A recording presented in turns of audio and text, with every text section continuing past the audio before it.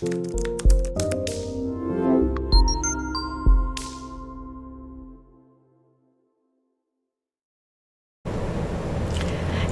and welcome. Hope everybody's having a good day, evening, early morning, depending on where you are.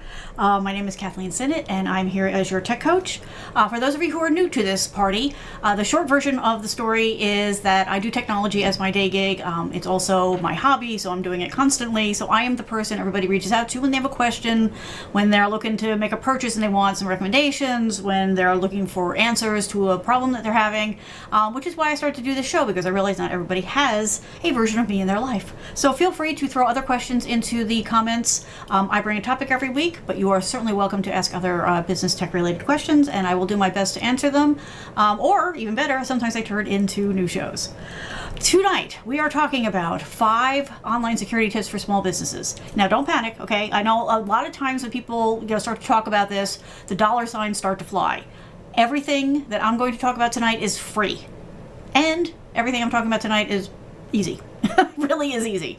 It's just some simple steps that you can take to help protect yourself, things that you want your employees to do to help protect your small business. So it's really nothing to be afraid of, and it's not going to have any negative impact on your bottom line. But as we'll cover in a second, it could have a huge positive impact on your bottom line. And that's what we're all here for, right? We all want to survive. All right, so let us dive in here. We'll bring this up. Love it when it works.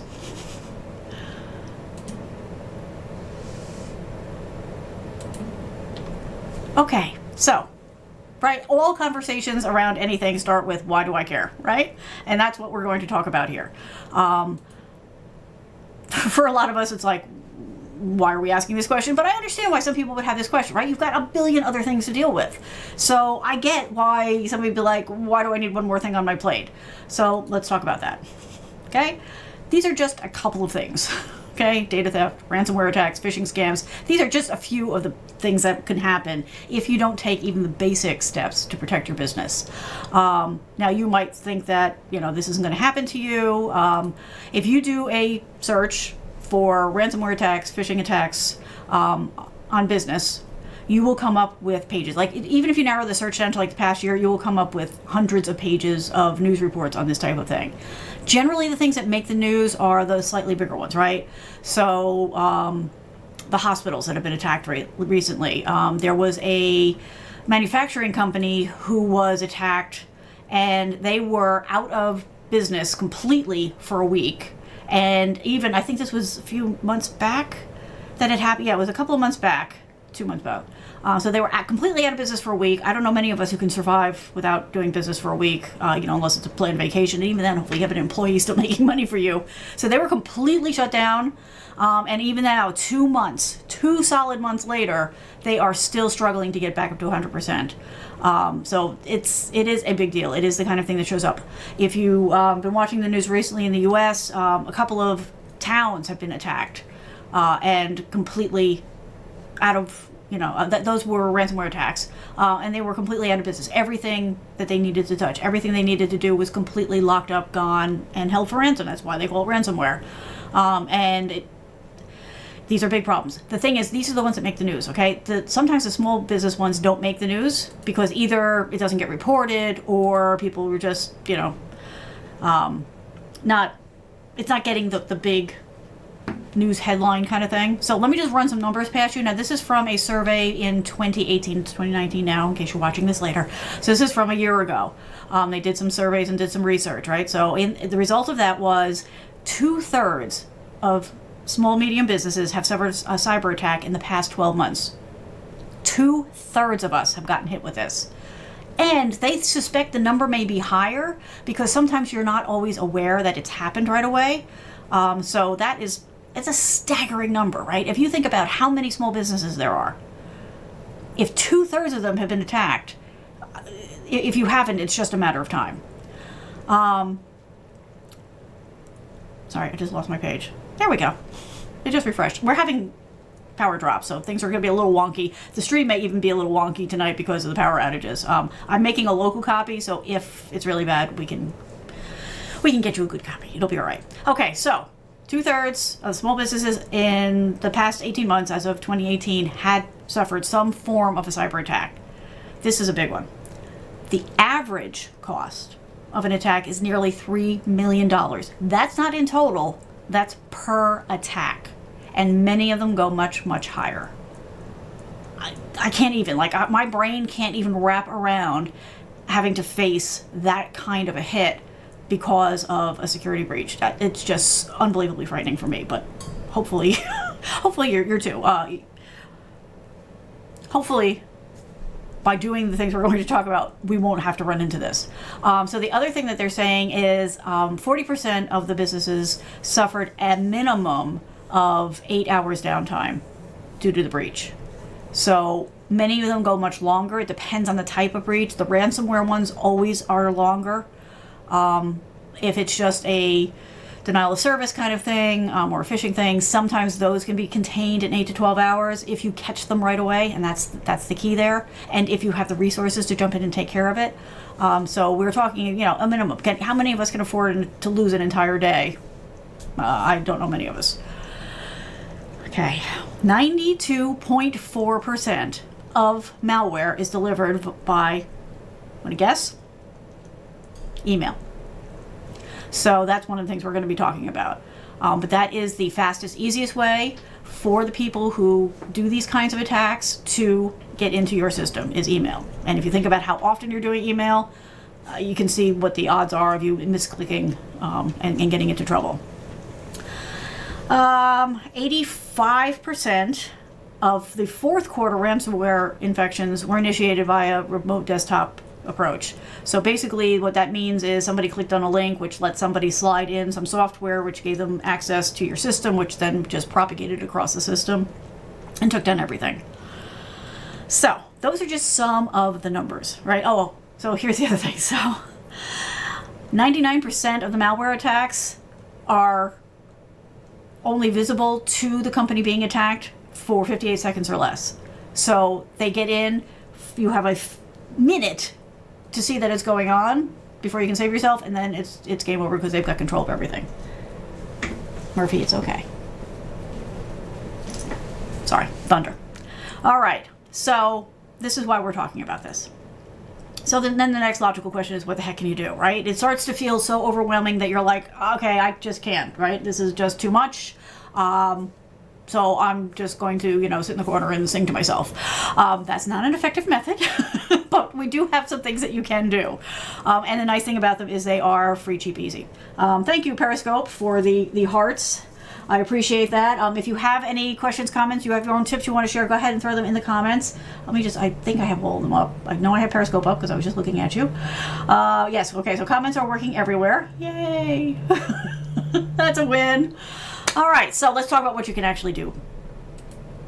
And just to reiterate, these are free and easy, okay? So this is not going to hit your bottom line in a negative way. It can only help you. First, update your web browsers. Kind of blows my mind how many people don't do this. Now, there's a couple ways to do this. You can do it. I'm going to just bring a window up so I can show you. You can do this yourself. Okay, so let me show you what you would do is you go into whatever browser you're in. This is Chrome. I have to check because I have multiple browsers open. But pretty much in any browser, you're going to go up to the right side and there's something that brings down a menu. And generally, if you go into the Help and About for whatever it is, oh, it brought it up in a new tab. That's kind of weird. Whatever. It will tell you what version you're on and whether or not it's up to date. If it's not up to date, it'll give you a link to click on and to update it. Now, I know I said don't click on links. So I said don't click on links in email. Also, be careful when you're clicking around just in general on the web. But, whoops, sorry, my picture's in the way here. Let me do this. So let me do that again just so you can see. So you go up to the right side, click on whatever it is that will bring down your menus. Either look for options, settings, or help. I usually start with help. That's usually the way to go. Click on the About, and it brings up a window that says, okay, you're using this, you're up to date. If it wasn't up to date, it would have a link here to say, go ahead and update my browser. There are also settings, and they do vary, so you'll have to do a little searching around. If you want me to go and get the details on it, I will do that for you. But you can go in and you can usually set up your browser to automatically update. That's a good thing to do, as long as you can also schedule it time-wise, because you don't want it to do it while you're in the middle of doing work. Usually they do that. Most of them will give you a way to suspend it or postpone it or whatever, or you can set times, like only do it like lunch times or whatever. So that's another good thing to do. But even if you are doing automatic updates, you should always go in. If you're doing automatic updates, I'd say at least once a month go in and just make sure that the updates are happening, because sometimes things happen and they don't get applied and you don't want your browser to be out of date. Why is this important?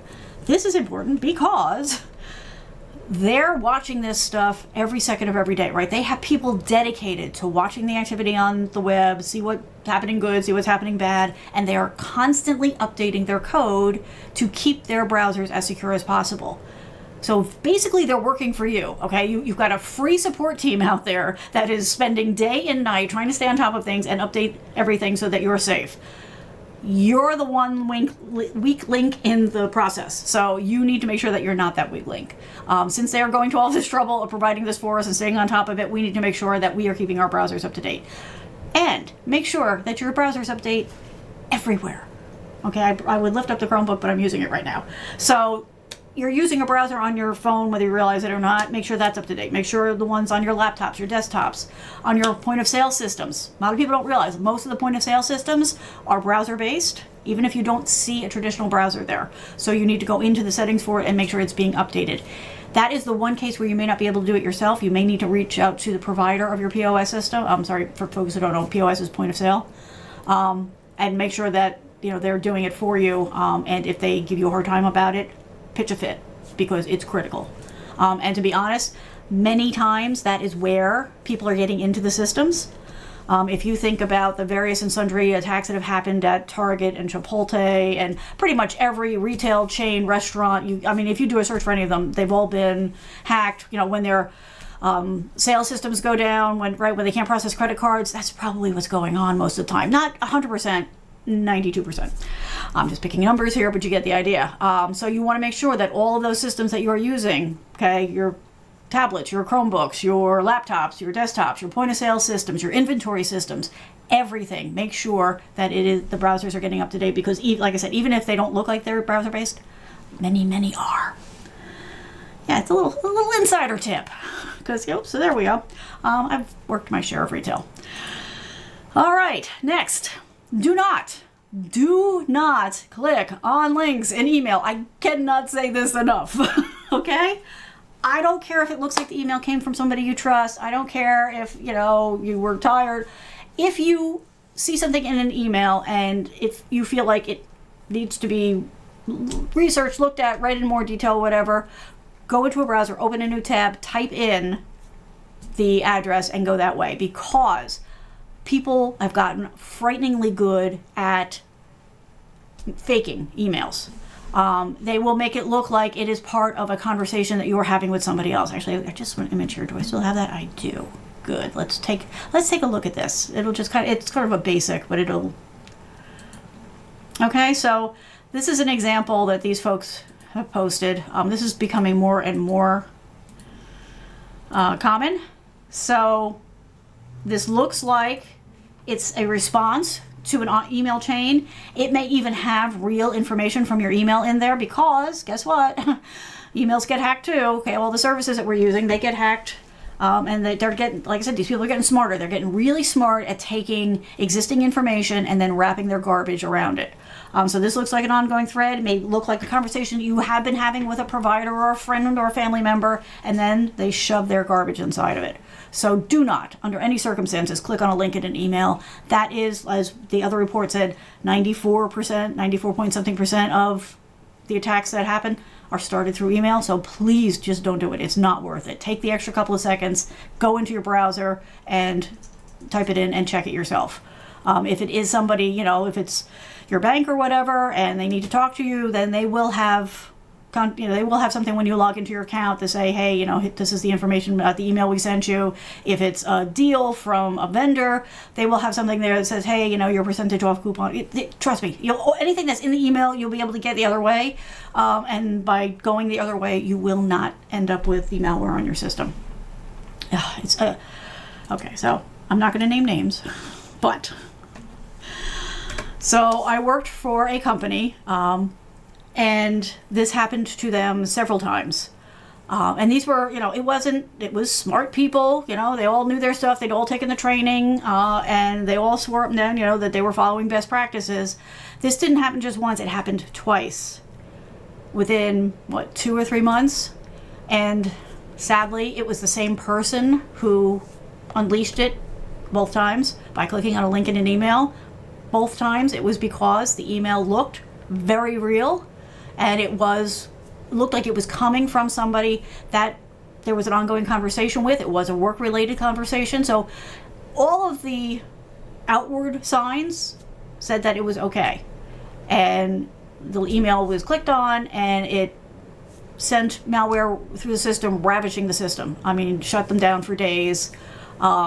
It was a nightmare. It was an absolute nightmare. And even after they got everything up and running, there were still machines that were older that hadn't been patched recently, where pieces of it still existed, and so it kept popping up. And they finally tracked it down, but it took weeks and unbelievable amount of people hours, to track it down, to identify which machine was harboring a stored copy of this problem, which was then propagating itself across. So anybody can do this. Anybody can have a bad moment. It only takes a fraction of a second to make the mistake.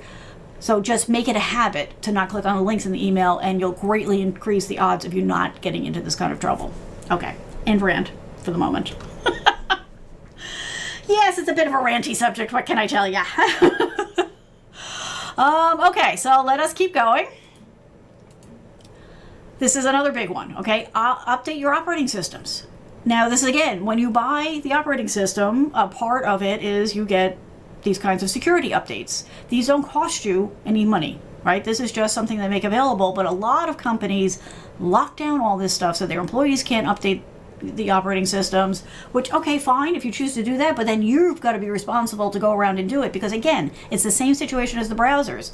The companies that create the operating systems have entire teams dedicated to keeping an eye on what's going out there, keeping an eye on weaknesses in their software, and trying to stay on top of it. And let's face facts, it's a game of whack-a-mole, okay? So they're doing their very best to stay on top of it and stay ahead of it, but every single person out there who does not update their operating system leaves their operating system vulnerable, which then makes it possible for their operating system to be taken over and used to send out more malware to other people and make it look like it came from you. So it's just good business. I know it's frustrating. I know it does take some time, but it doesn't cost any money, and it will, in the end, keep you safer, keep all of us safer, to be perfectly honest. It's kind of like, I'm going to go there. It's kind of like vaccinations, right? The reason vaccinations work is because everybody gets them, and that keeps the disease at bay. When people stop getting them, the diseases come back. It's the same kind of thing. If you don't operate your browser, if you don't update your operating systems, you are creating great place for other people who want to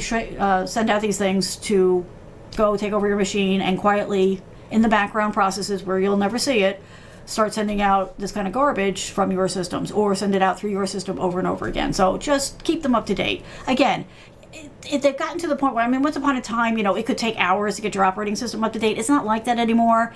Worst case, maybe it's, 15, 20 minutes for it to load and then reboot the system. Go get a cup of coffee, tea, make yourself some toast, whatever.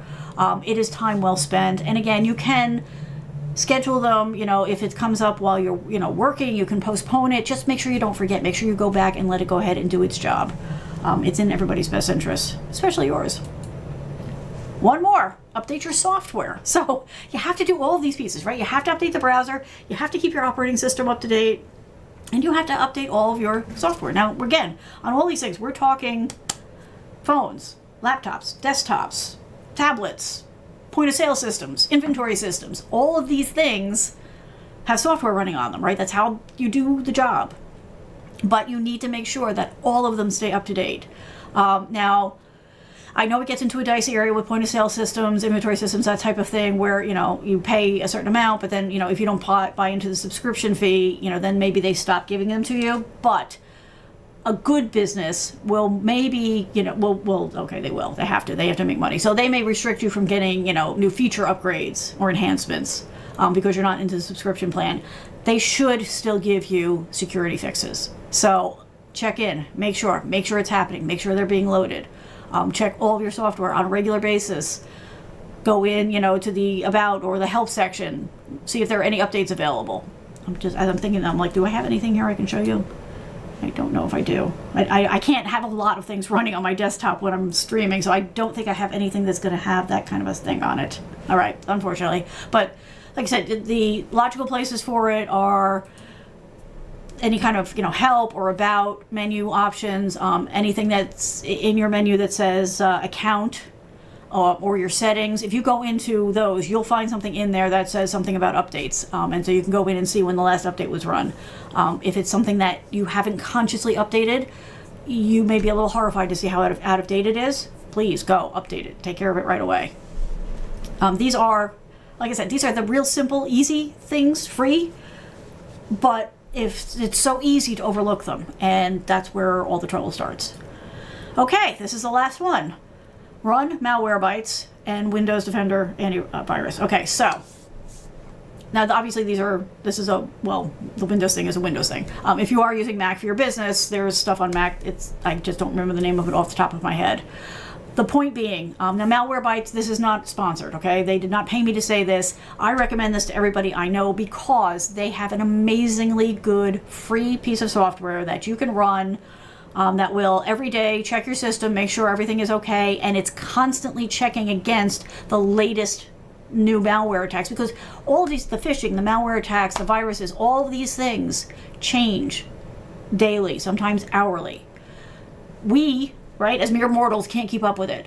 There are companies that will, okay, and MalwareBytes is a particularly good one. They have awesome free software. They also have paid software, but you don't have to upgrade because their free software will keep you safe. Their paid software gives you an extra level of protection. It does things, as things are being uploaded and downloaded. There is some good purpose to it if you want to take a look at it. But my point of this session is the fact that you can protect yourself free and easy, right? And so you go, you download it, you set it up, run it right away, it'll check everything, and then it will just constantly check, and it'll let you know. It'll check in with you and say, okay, I ran the check, everything's good, or I ran the check, found a couple things that are a little wonky, click on this and you can go take a look at them.